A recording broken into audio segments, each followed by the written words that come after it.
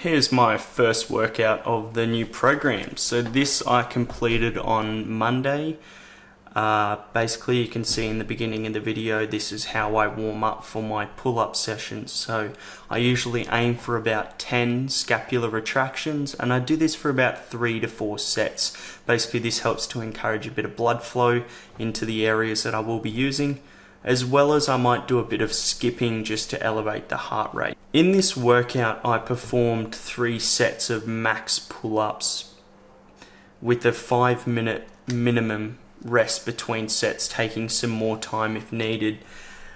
I made form first and foremost an absolute priority with this workout, as this would be the foundation as what I would be calculating my volume days on. I wanted to not have any skewed results. For example, if I just took an all-out, any means necessary approach to achieving the repetitions, my effort would obviously be much higher and I would achieve a higher number of repetitions. However, when I was to approach my volume days where I'll be practicing 100% form, which is arguably much more difficult, I would achieve much less and nowhere near the proximity of expected reps. And this would stunt and slow the progression of my new program basically from the get-go, which is tragic.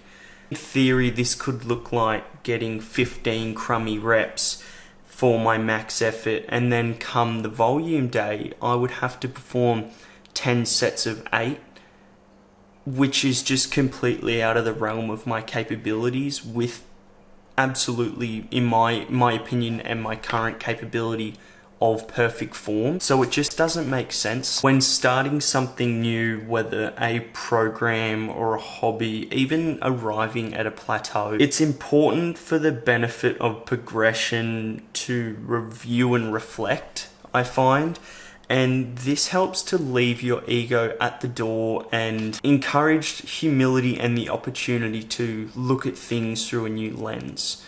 This can help you identify problems in the past that you've had that can help you get to that next stage, or maybe just to have an ego check and then be able to see things in a new light. For this workout, I achieved 8 reps on my first set, 9 on my second, and 10 for my third.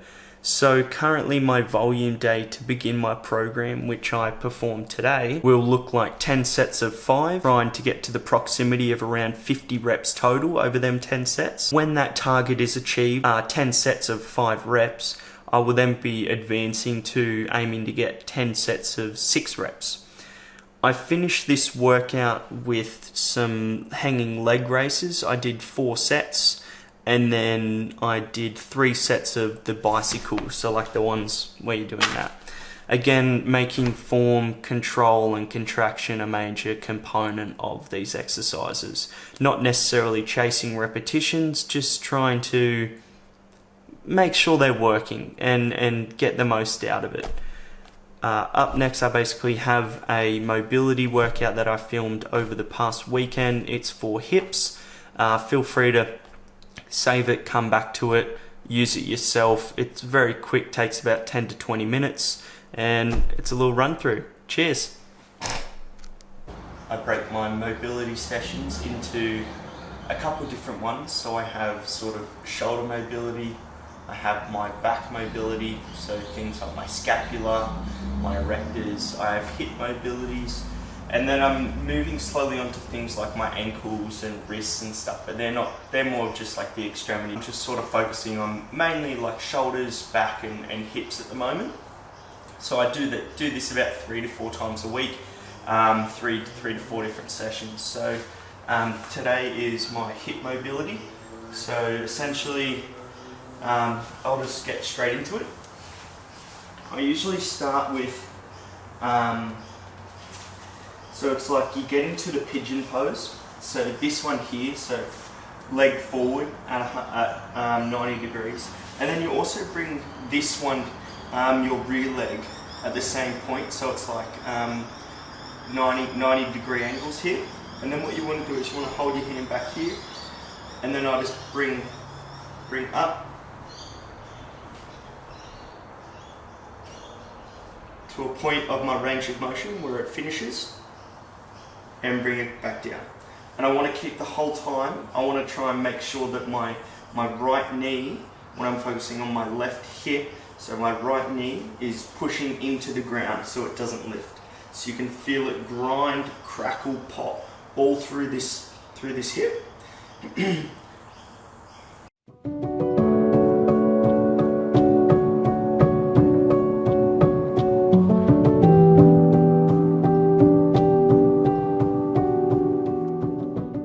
And we switch over.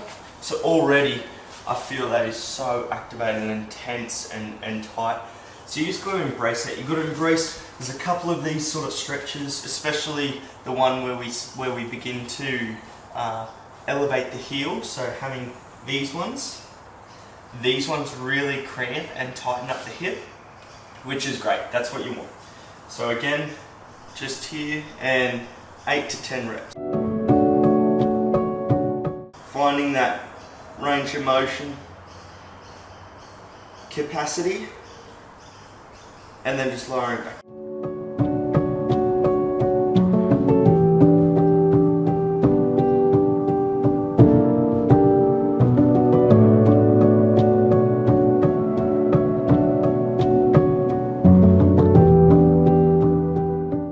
Awesome.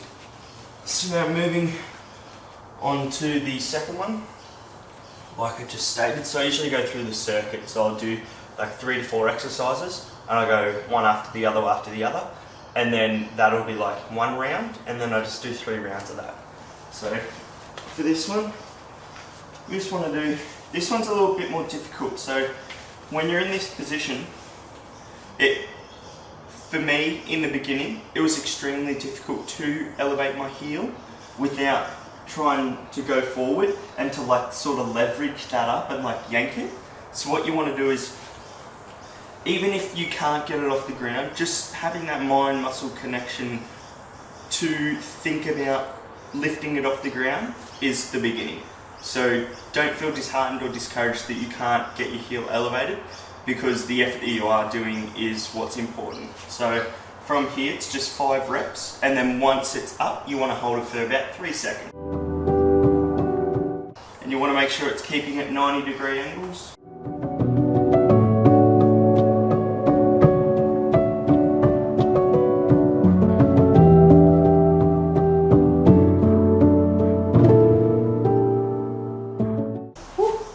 So you just want to rotate over to the other side.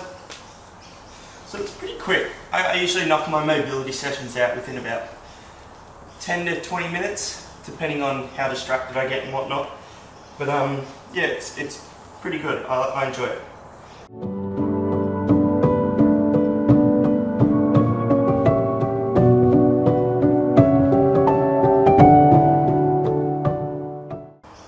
So I noticed the difference there basically with my right leg. I'm able to get it higher off the ground with a lot more stability, as opposed to when I was trying to lift my left heel up. I noticed I was cramping on the right hip as well and having to compensate and lean forward. So that's obviously like a weakness that I have on my right hip on this side, not actually on the left side, because I felt it was quite tight here. So moving on to the third.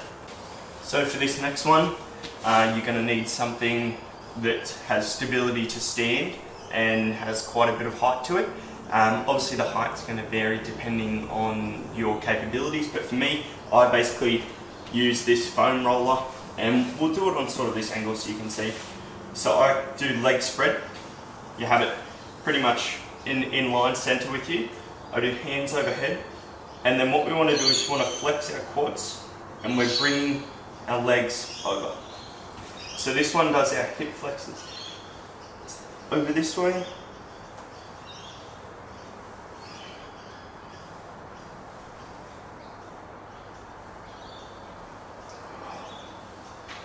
And then 1 rep counts as up, over, and back again. So from here to there and then back counts as 1 rep. So we want to get about 5 of them.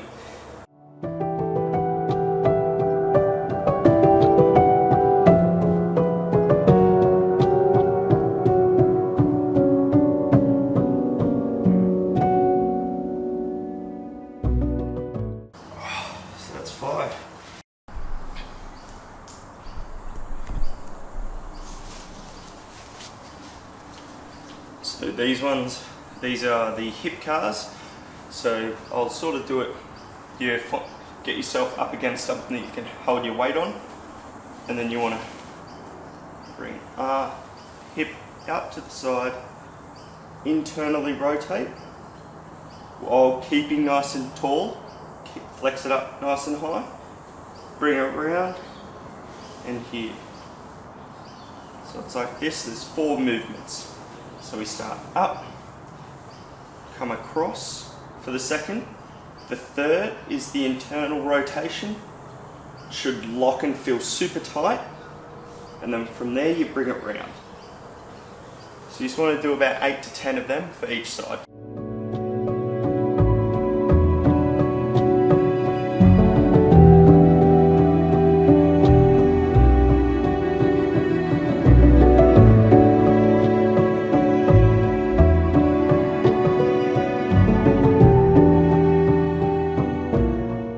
So when we're on this side, exactly same thing, but you want to try and just separate it, not just be so fluid with it. You can do that later on, but in the beginning just try and do it in 4 separate movements. So try and single them out one by one, while also keeping upright and tensing. You don't want to be losing balance or anything like that. If you do lose balance, it's perfect. Try and fight it back and regain balance, because it's in those moments of instability, I find personally, is where you pick up some things, because life isn't all about linear movements and everything like this. It's very fluid. So there is going to be moments where you don't have balance and things like that. So again, coming up.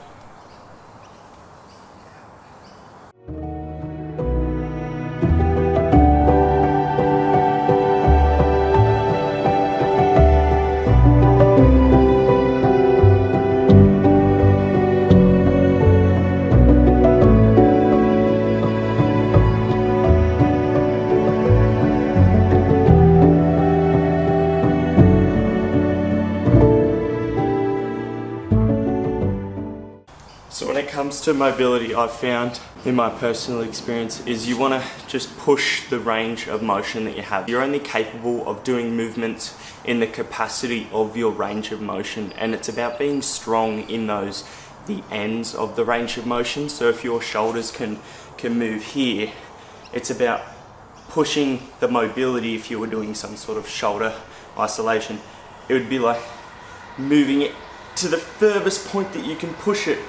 And then that's how you're creating strength in the end of that motion, which is really important, because it's awesome to get into flexible position, but if you don't have the capabilities to get out of it or to be strong and maintain that position, then you're just going to injure yourself. So I'm going to get back into it, speed it up a little bit, and yeah, cheers.